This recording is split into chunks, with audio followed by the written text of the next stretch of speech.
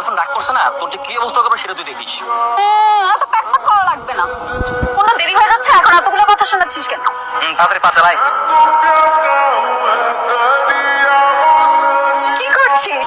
আমি চেঞ্জ করি না, আমার লাগবে। শখ কত, তোর জন্য নিচ্ছি নাকি? এর জন্য নিচ্ছি আমার গার্লফ্রেন্ডের জন্য। ওকে বললে এটা কেমন লাগবে সেটা দেখছিলাম জাস্ট। তোর গার্লফ্রেন্ডের জন্য নিচ্ছিস, সেটা আবার আমাকে পরিয়ে দেখানো লাগে? শোন, এটা আমার গার্লফ্রেন্ড আর ও খুব স্পেশাল, বুঝলি? নাম্বার দাও। বল না এটা কেমন? সুন্দর, মিতুকে মানাবে? ভালো লাগবে। ওকে, প্যাক করে দিন তো। মামা, এই ফুলটা দেন তো। না না, ওই ফুলটা ভালো লাগছে না। তুই একটা কাজ কর, ওই যে রজনীগন্ধা ফুলটা নিস।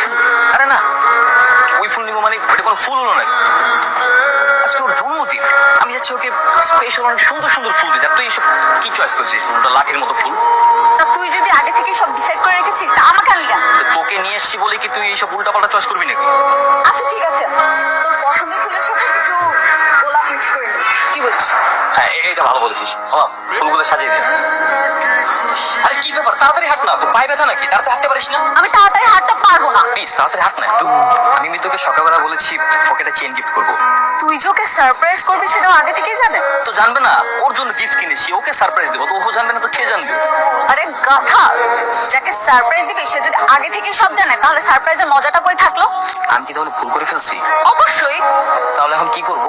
ফোন করে মানা করে দে। না না না, কেন যাবো না? আজ তোর বার্থডে, আমাকে যেতেই হবে। হ্যাঁ, তুই ওকে জাস্ট বলবি যে তুই যাবি না, কিন্তু হঠাৎ করে গিয়ে সারপ্রাইজ করবি। Good idea.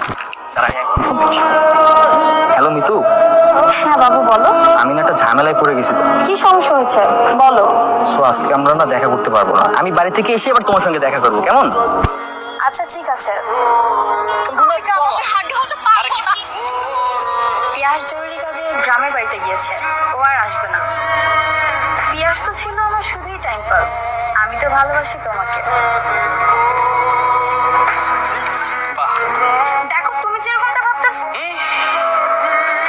তোমাকে আমি এত ভালোবেসেছি, এত বিশ্বাস করেছি, শেষ পর্যন্ত তুমি আমার সাথে এমন করতে পারলে? I am sorry.